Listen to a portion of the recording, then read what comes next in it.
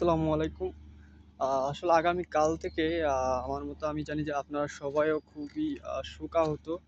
কারণ বাংলাদেশে আমাদের দেশে আসলে যে ঘটনাটি ঘটেছে আসলে বাংলাদেশের ইতিহাসে এরকম অনেক ঘটনাই ঘটেছে। কিন্তু এই ঘটনাটির মতো এরকম শোকাহত মানে আমরা সবাই মর্মাহত এরকম একটা নিষ্ঠুর নিষ্ঠুরতা এরকম আ একটা ফুটন্ত শিশু রাস্তা দিয়ে হেঁটে যাচ্ছে। মানুষ এরকম পুড়ে মরতেছে মানে এরকম একটা নির্মম মুহূর্ত আর কখনো দেখা হয়নি। তো আসলে দুর্ভাগ্যবশত যে ঘটনাটি ঘটেছে, আমরা সবাই শোকাহত। তো আজকে এইচএসসি পরীক্ষাও বন্ধ ছিল। তারপরে দেশের আরো অন্যান্য কার্যক্রম, বিভিন্ন শোকের কার্যক্রম চলতেছে বা চলমান। তো সেই জায়গা থেকে আমি আজকে লাইভ আসছি। আসলে আহ, বাংলাদেশের যে ঘটনাটি ঘটেছে এটি বলা হচ্ছে যে পূর্ব পরিকল্পিত।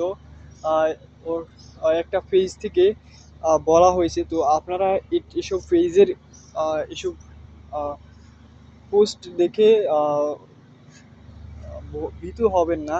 কারণ এই সর্বোচ্চ এটা পুরো একটা ভুয়া। বাংলাদেশের মানুষকে একটু বিভ্রান্ত করার জন্য এরকম পোস্টগুলা করা হয়েছিল। তো তারপরেও আমরা সতর্ক থাকবো। আমাদের যেটা যেরকম সতর্ক আমাদের থাকতে হয় আমরা ওরকমটা অবশ্যই থাকবো। এবং কোনো কোনো কারো কথাই কোনো প্রভাবিত হব না।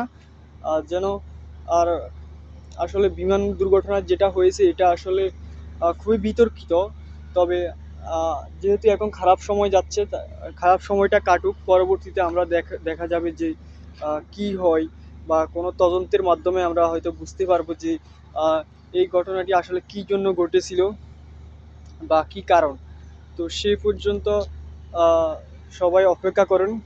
আর আল্লাহ তাআলা যেন যারা এই ঘটনায় মৃত্যুবরণ করেছে তাদেরকে জান্নাত দান করে, এবং আহ, আহ, মৃত ব্যক্তিদের পরিবারকে আহ, সেই খ- আহ, সেই ক্ষতটা সেই মানে যে মৃত্যুবরণ করেছে তাদের যে প্রিয়জনরা অনেক তাদেরকে বুঝ দান করা, তৌফিক দান করুক। আসলে আমি খুবই মর্মাহত, এবং কথা ভিতর থেকে আসতেছে না। তারপরও আমাদের মাননীয় প্রধান উপদেষ্টা ডক্টর মোহাম্মদ ইউনুস তিনিও কিন্তু সংবাদ সম্মেলনে এসেছেন, এবং তিনি কথাই বলতে পারতেছেন না, এবং এরকম একটা অবস্থা।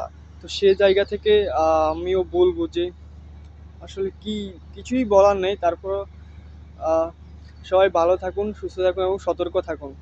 আসসালামু আলাইকুম।